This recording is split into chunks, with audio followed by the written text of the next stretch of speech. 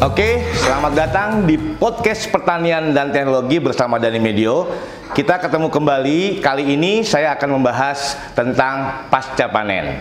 Nah, di Balai Besar Pasca Panen di bawah institusi Badan Litbang Pertanian itu mempunyai beberapa komoditi yang bisa diolah kembali, yaitu kali ini saya akan membahas tentang garlic atau bawang putih, tetapi ini warnanya hitam.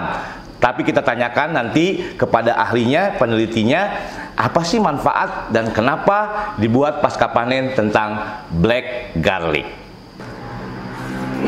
Baik, Sobat Tani, saya sudah bersama peneliti pasca panen, yaitu bersama Ibu Kirana Sanggrami Saspitaloka. Betul Bu Karina ya? Kirana ya? Maaf Kirana. Itu beliau adalah Sarjana Teknologi Pangan dan Master of Science ya, MSc, yang juga menangani bidang pasca panen tentang bawang atau garlic ya, garlic black atau garlic hitam. Saya nggak tahu nih, ini ada disebutnya black garlic. Bu Kirana, saya seorang penyuluh pertanian dan sekarang saya bekerja di Balai Besar Pengkajian. Kebetulan saya di bidang seksi kerjasama sekarang. Siapa tahu dengan obrolan ini kita bisa mengambil manfaatnya dan pendengar podcast saya itu bisa mendapat ilmu tentang black garlic ini atau bawang putih hitam ya, kita sebut ya. Bu Kirana, ini saya lihat di sini ada kemasan-kemasan black garlic ini. Boleh dong cerita kenapa pasca panen membuat seperti ini? Apa ada manfaatnya atau seperti apa tujuannya? Ya, selamat sore. Perkenalkan, nama saya Kirana Sanggrami Saspitaloka. Di sini saya menjadi salah satu peneliti dari Balai Besar Pasca Panen Pertanian. Saat ini kami akan mengulas salah satu produk yang kami hasilkan, yaitu black garlic atau bisa dibilang bawang hitam. Kenapa bisa dibilang bawang hitam? Karena warnanya sudah tidak putih lagi, Pak. Emang hitam ya? Hitam, ya. Dan kenapa bisa menjadi hitam? Karena bawang putih yang tadinya putih itu kita panaskan secara terus-menerus dalam suhu dan RH atau kelembaban yang tinggi dalam waktu yang relatif cukup lama, sekitar 12 sampai dengan 15 hari, yang mengakibatkan adanya reaksi Maillard dan menyebabkan perubahan warna dari putih menjadi hitam. Sebenarnya prosesnya cukup sederhana, Pak. Cukup menggunakan alat-alat yang tersedia di dapur. Ya, jadi bawang putih bisa menggunakan bawang tunggal maupun bawang bonggol, bisa menggunakan varietas yang ada di pasaran, atau bisa menggunakan bawang putih varietas lokal. Oh, jadi nggak harus khusus ya varietasnya ya, Bu Kirana? Tidak, semuanya proses sama. Siap. Sebelum kita proses, yang pertama-tama adalah sortasi. Jadi sortasi ini penting untuk menghasilkan black garlic yang berkualitas. Wah, itu ya. Pertama harus sortasi. Betul. Sobat Tani, sortasi adalah merupakan hal yang penting untuk dilakukan membuat black garlic ini. Oke, bisa terus, Bu. Jadi sortasi ini kita akan memilih bawang putih yang masih segar, tidak busuk, dan tidak terlalu basah. Kenapa tidak terlalu basah? Karena jika kita menggunakan bawang putih yang masih basah, maka bisa dibilang nanti produk yang dihasilkan itu akan gosong, Pak. Apanya, Bu? Produk yang dihasilkan. Oh, produk yang dihasilkan akan gosong ya. Jadi jangan juga terlalu basah. Iya. Jadi kadar air yang ada, apa kadarnya, keringnya seperti apa, Bu? Kalau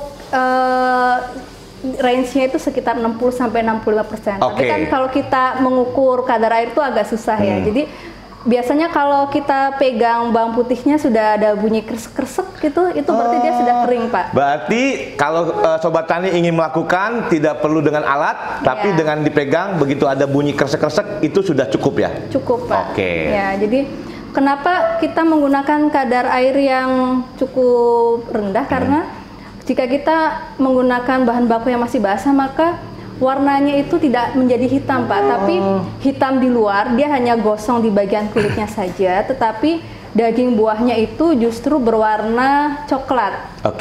Berwarna coklat dengan kandungan air yang masih banyak dan akan berpengaruh juga di rasa. Wah, gitu ya. Itu sangat penting berarti sortasi ya, Bu. Kemudian kekeringan ya, kadar-kadar air itu harus juga diperhatikan. Kemudian, Ibu? Yang kedua, setelah kita sortasi, kemudian kita siapkan peralatannya. Peralatannya cukup mudah, yaitu menggunakan rice cooker atau magicom.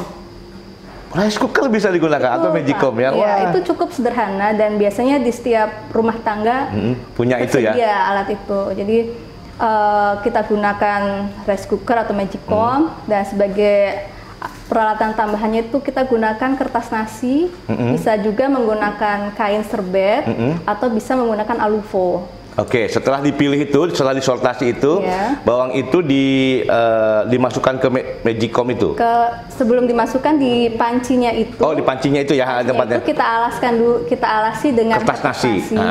Kemudian kita masukkan bawang putih. Bawang putihnya yang udah dipilih. Satu lapis dulu, Pak. Satu lapis. Kemudian kita lapisi kembali dengan kertas nasi. Oke, jadi satu lapis dulu, kemudian kira-kira berapa senti, Ibu? Tergantung ukuran dari bawang putihnya. Oke, jadi yang penting satu lapis saja. Satu lapis dulu, kemudian boleh ditumpuk ya?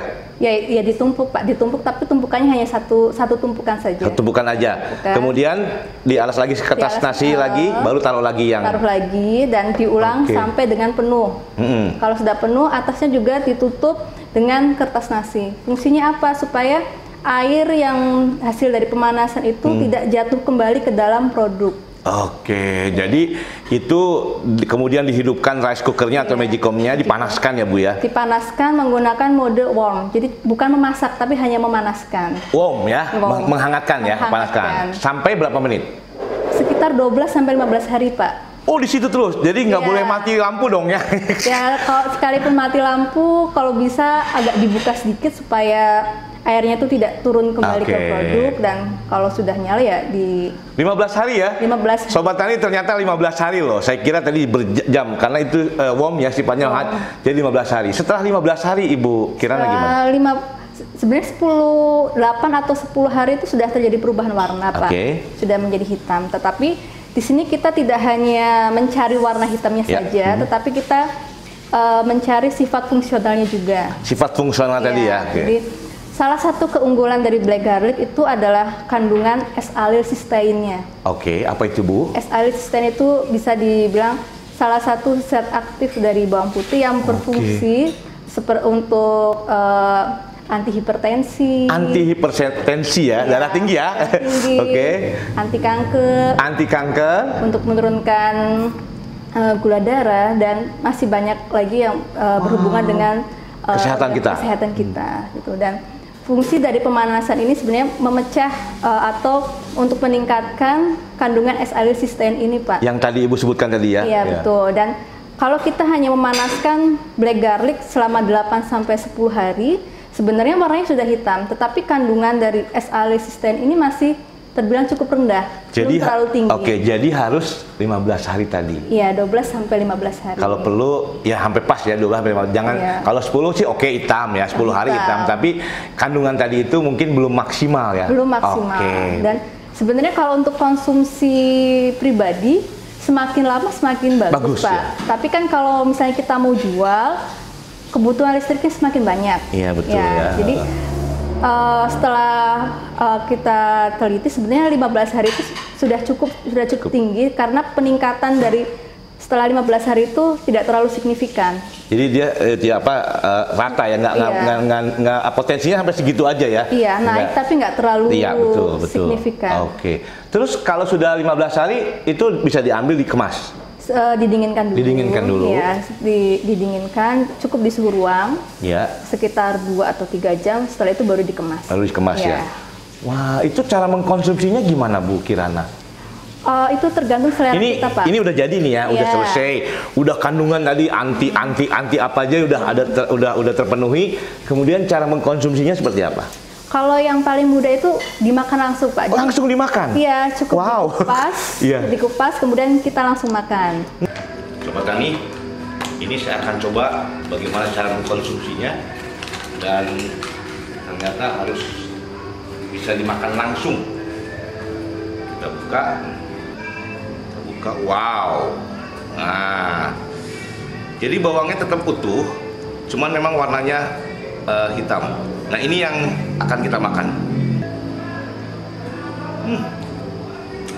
Rasa bawangnya masih ada, tapi tidak terlalu menyengat, dan ada rasa manis asam. Enak. Ini menarik sekali Bu Kirana. Saya juga terus terang loh, saya baru dengar loh ini ada black garlic ini.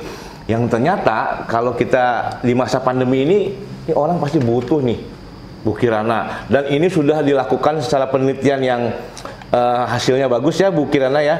Nah Bu Kirana, kalau gitu misalnya ada pendengar mendengarkan podcast ini, kemudian dia pengen punya atau pengen belajar membuat itu, kemana Bu Kirana?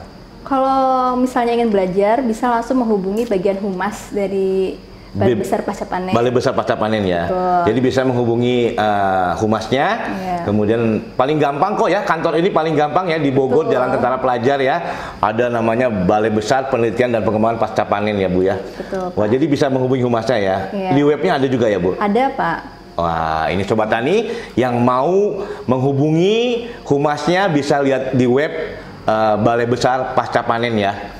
Di Jalan Tentara Pelajar juga, kalau emang langsung orang Bogor bisa ke sini dan bisa diedukasi bagaimana cara membuat black garlic gitu ya. Wah, ini Bu Kirana ini bermanfaat banget ini rupanya nih. Wah Bu, sambil diminum kopinya, ini udah dibuatkan kopi. Oke, silakan Ibu. Ini Bu Kirana sambil minum kopi nih. Wah, ini senang sekali nih. Kalau saya belajar juga bisa ya Bu Kirana ya. Bisa Pak. Kemudian kalau misalnya orang nggak mau belajar deh, tapi saya mau beli. Ya, ada beberapa mitra binaan kami yang sudah produksi secara rutin dan sudah dipasarkan lewat online Pak. Ada online ya? Ya. Jadi ada salah satu KWT di Desa Tuwel. Mereka sudah. Desa apa Bu? Tuwel. Tuwel itu di mana? Di Guci, Tegal Pak. Oh, di Tegal, Sobat Tani, di Tegal. Rupanya di Desa Tuwel itu sudah ada yang membuat ini dan bisa membeli secara online. Ya, hanya bedanya dengan yang ada di pasaran, mereka menggunakan bawang putih varietas lokal yang ada di Guci. Jadi kalau yang ada di pasaran itu kan rata-rata menggunakan bawang putih yang impor ya, menggunakan cutting atau Honan. Sedangkan kalau black garlic yang diproduksi di Desa Tuwel, mereka menggunakan bawang putih lokal varietas Sangga Sembalun. Walaupun ukurannya kecil, tetapi manfaatnya tidak jauh berbeda dengan sama ya Bu ya, hampir sama. Oke, Bu Kirana, kalau mau online, kemana Bu online? Kemana kalau online Bu? Tadi di Desa Tuwel, gimana cara mengkliknya atau ada nomor teleponnya mungkin? Kalau online bisa melalui Tokopedia atau Shopee. Di situ cukup diklik black garlic laka-laka khas Tegal. Oh, jadi Tokopedia juga menjual lewat online Tokopedia dengan Shopee ya? Shopee juga bisa ya? Bisa. Yang Tokopedia. Kemudian tinggal cari black garlic laka-laka khas Tegal. Khas Tegal. Black garlic laka-laka khas Tegal.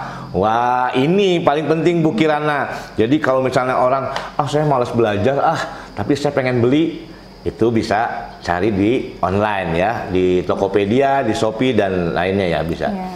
Wah, ini menarik sekali Bu Kirana. Terakhir Bu Kirana punya harapan nggak tentang ini nih, produk black garlic ini? Apa harapan Bu Kirana sebagai peneliti dan sebagai juga pemerhati di bidang kesehatan tentunya ini kan buat kalau harapan saya semoga teknologi ini bisa terdiseminasi ke seluruh kalangan, tidak hanya di KWT Tegal saja, tetapi dapat dimanfaatkan oleh seluruh masyarakat Indonesia karena manfaatnya sangat baik untuk tubuh kita dan setiap rumah tangga itu bisa menghasilkan sendiri Pak. Oke, jadi paling mudah ya. Paling mudah. Kalau memang mau belajar bisa sendiri produksi. Kalau memang mau beli dalam langsung juga instan ya bisa beli ke tadi ya, ke black garlic laka-laka di khas Tegal. Wah, Bu Kirana terima kasih ini mudah-mudahan ini Sobat Tani lihat, saya sudah ada kemasan yang dari BB Pasca Panen. Ternyata black garlic ini bermanfaat. Jadi bawang putih yang menjadi hitam ternyata tidak hanya melihat hitamnya tapi khasiatnya. Antioksidan, kemudian anti kanker, menurunkan gula darah, dan yang lain-lainnya. Wah, nanti saya akan beli Bu, dan saya akan konsumsi ini. Terima kasih. Bu Kirana, makasih kesempatannya di podcast saya di Pertanian dan Teknologi. Baik, mudah-mudahan Ibu sehat. Kita tetap menjaga jarak kita, protokol kesehatan kita jaga, yaitu 3M Ibu Kirana, yaitu memakai masker, menjaga jarak, dan mencuci tangan di air yang mengalir menggunakan sabun.